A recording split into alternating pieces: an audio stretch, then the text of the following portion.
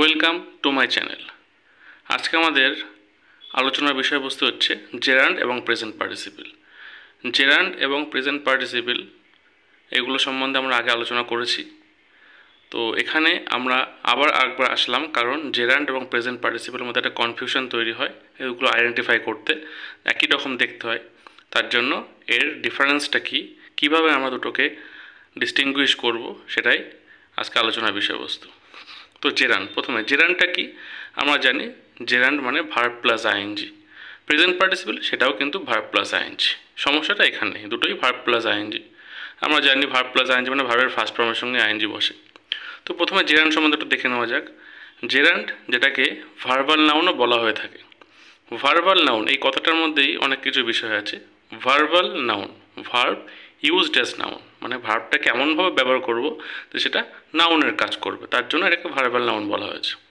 তো নাউন কী কাজ করে একটা সেন্টেন্সে? একটা সেন্টেন্সে নাউন দুটো কাজ করে, সেটা হয় সাবজেক্ট হয়, না হয় অবজেক্ট হয়।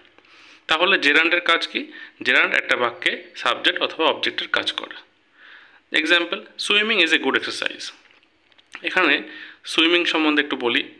সুইমিং একটা আইনযুক্ত ভার্ব। এটাকে যদি আমি বলি I am swimming in the river বা he is swimming in the pond, is swimming, সেটা কিন্তু এখানে swimming finite verb.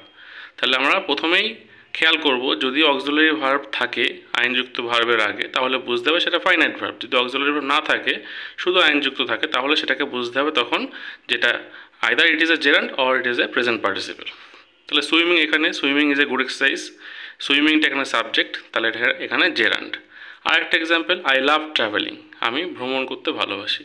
I love, what do I love, আমি কী ভালোবাসি? ট্রাভেলিং। আমরা জানি কী বা কাকে দিয়ে প্রশ্ন করলে অবজেক্ট পাওয়া যায়। তাহলে এখানে ট্রাভেলিং আইনযুক্ত ভার্ব, কিন্তু এখানে অবজেক্টের কাজ করছে, অর্থাৎ একটা নাউনের কাজ করছে, তাহলে এটা জেরান্ড। প্রেজেন্ট পার্টিসিপলে কি? Verb plus ING.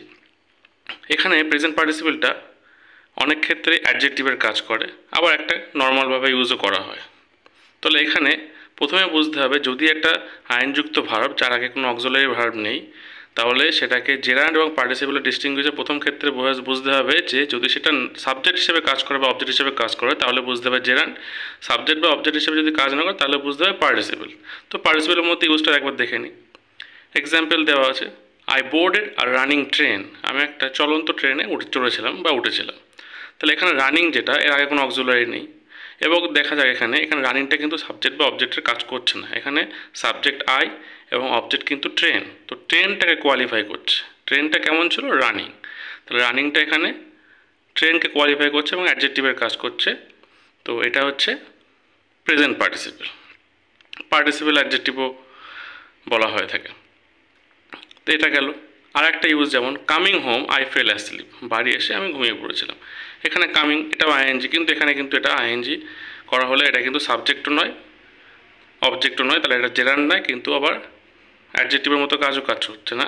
তাহলে এটা কিন্তু নর্মালি একটা present participle use. Coming home মানে আফটার কামিং হোম। তাহলে এখানে বোঝা গেল। তো মেন টপিকটা কি বিষয় হচ্ছে, যদি একটা আইনযুক্ত ভার্ব যার আগে অক্সিলারি নেই, সেটাকে যদি আমরা সাবজেক্ট বা অবজেক্ট হিসেবে ব্যবহার করতে পারি, তাহলে সেটা জেরান্ড। আর যদি অ্যাডজেক্টিভ বা সাবজেক্ট অবজেক্ট বাদে, অ্যাডজেক্টিভ বাদে অন্য কিছুভাবে ইউজ হয় আইনযুক্ত ভার্ব যার আগে অক্সিলারি নেই, সেটাও প্রেজেন্ট পার্টিসিপলের মধ্যেই পড়বে। তো আশা করি প্রেজেন্ট পার্টিসিপল এবং জেরান্ডের মধ্যে যে কনফিউশন, সেটা অনেকটাই দূর হবে। ভিডিওটা ভালো লাগলে অবশ্যই শেয়ার করবেন বন্ধুদের মধ্যে। চ্যানেলে নতুন হলে সাবস্ক্রাইব করতে ভুলবেন না। আর জেরান্ড এবং প্রেজেন্ট পার্টিসিপল বা পার্টিসিপল সম্বন্ধে জানার থাকলে এর ভিডিওর লিঙ্ক যেটা আগে দেওয়া হয়েছিল, সেটা এখানেও এই ডেসক্রিপশনে দেওয়া থাকবে। Thank you.